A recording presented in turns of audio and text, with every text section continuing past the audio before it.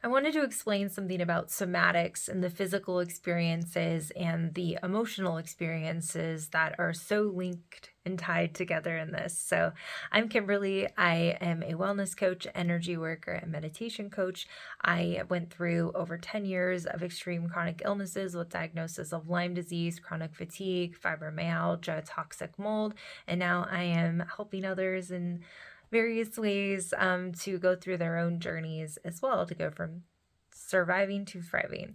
So, when we talk about somatics, that is the connection between emotions and the physical state within the body. So, our hormone system is we have so many glands throughout our whole body that produce all these different chemical hormones within the body. So, an emotion is energy in motion. So, it's the energy of a charge behind something that we feel that turns into a physical response in the body. We think something and we have a thought based on that. So either the thought is something that benefits us, maybe it's something happy, joyful, ecstatic, calming, or we can have a charge behind that thought that is angry, irritable, sad, grief, all these different emotions that our body produces chemically through our hormone system. So the thought that we think in our head, whether we're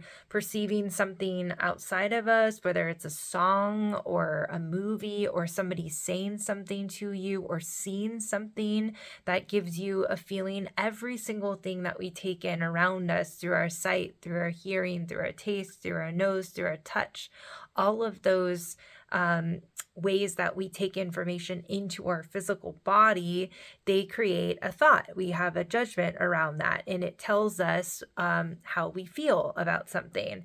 And when that thought and that thought goes down into the brainstem and down into the body, that is when we have an emotion. So it's that charge of energy that is now from thought that is now in motion in the body. It's being sent through the system to tell the body to do something. So in fight or flight mode, for example, that system is telling the adrenal glands to produce cortisol so that we can fight or flight.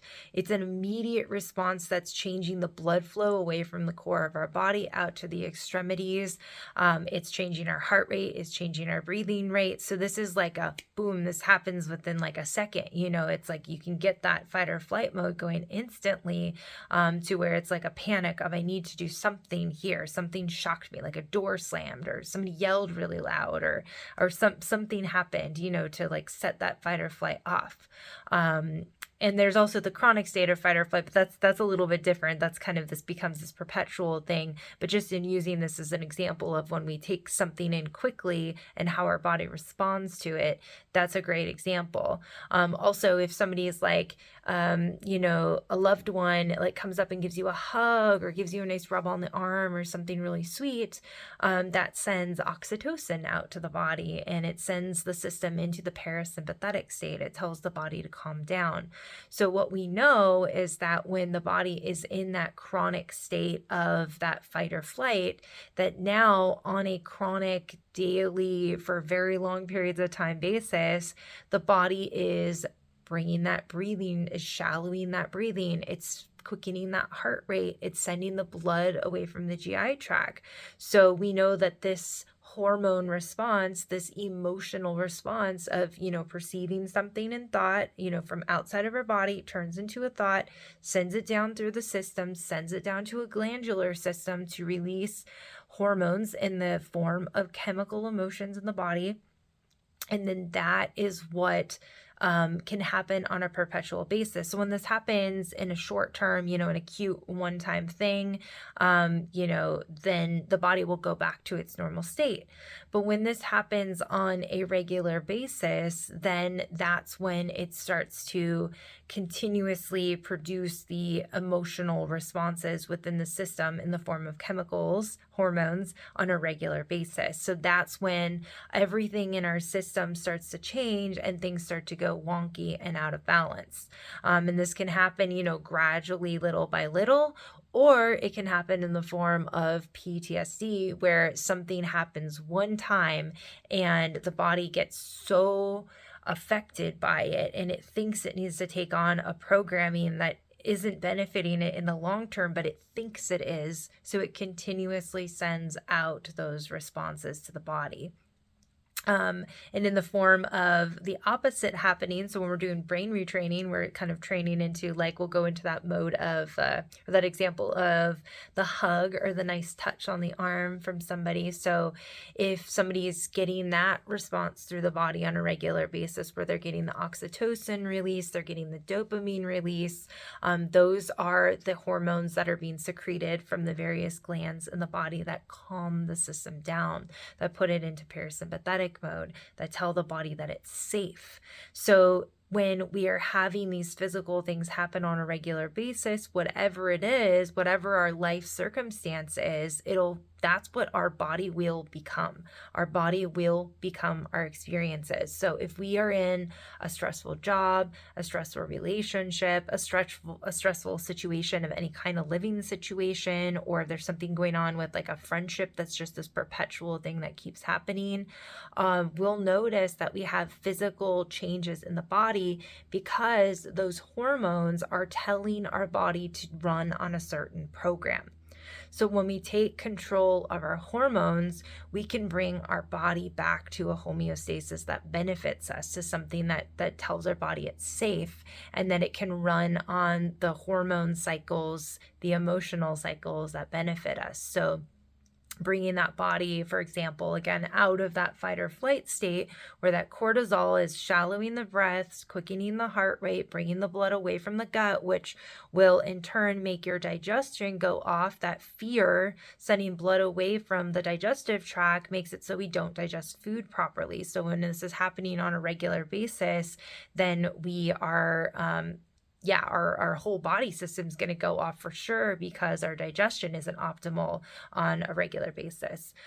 So when we start to switch those programs, we start to recognize what things in our life are creating these constant fight or flight situations. And it might be many things. And it might be something that started early in childhood, that, we were in a stressful home environment, and then we maybe got ourselves out of that and we noticed certain things changed. I know people who have had various symptoms like rashes or stomach upsets their whole life. Then when they moved out of their childhood home, that these things just went away, or when they moved away from their town that they grew up in, things went away.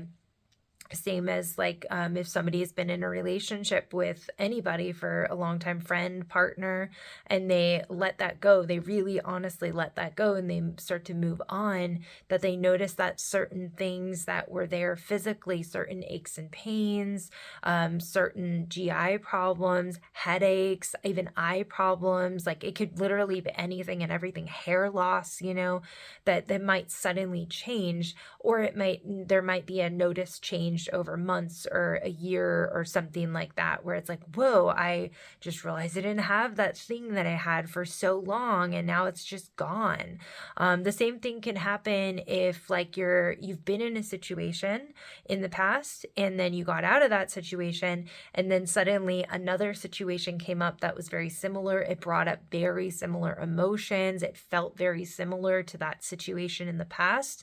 That then could also bring back the symptoms of the same thing. And this is like actually directly repeated in people where they have like a cyst or something that shows up in their ovaries, and then it goes away after they break up with a person. Maybe it took a few months or something like that, but all of a sudden that thing stopped happening.